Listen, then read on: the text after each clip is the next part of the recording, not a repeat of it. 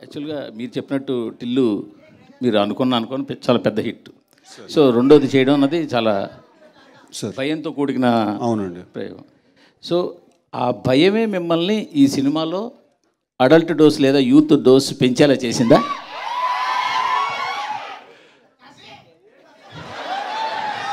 Sir అలా కాదు sir.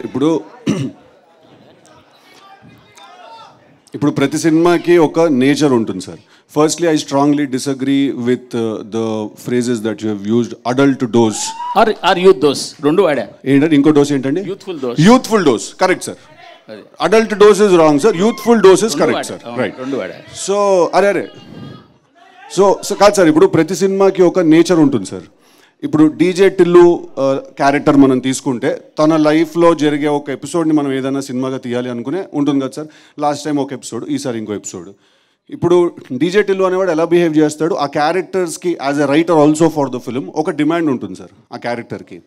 ఇప్పుడు డీజే టిల్లు అనేవాడు ఒకలా బిహేవ్ చేయాలి సార్. వాడు పొద్దున్నే లేచి తలస్నానం చేసుకుని వాళ్ళ కులదైవం గుడికి వెళ్ళి నల్ల నువ్వులు తెల్లపాలు నైవేద్యం కింద పెట్టి వాడు సాయంత్రం 6 గంటల వరకు ఉపవాసం ఉండి అల్పాహారం చేస్తే పెద్దగా బాగోదు సార్, చూసే మీకు చేసే మాకు కూడా.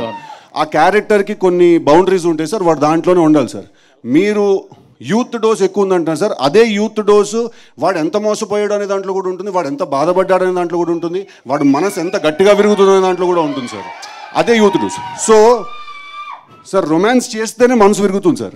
సో ఫస్ట్ అది చేసిన తర్వాత you can move on to that. So అన్ని విషయాల్లో ఈసారి డోస్ చాలా హైగా ఉండబోతుంది సార్. నేను అనేది ఢిల్లు క్యారెక్టర్ పార్ట్ 1కి పార్ట్ 2కి చాలా తేడా ఉంది కదా అంటున్నాను.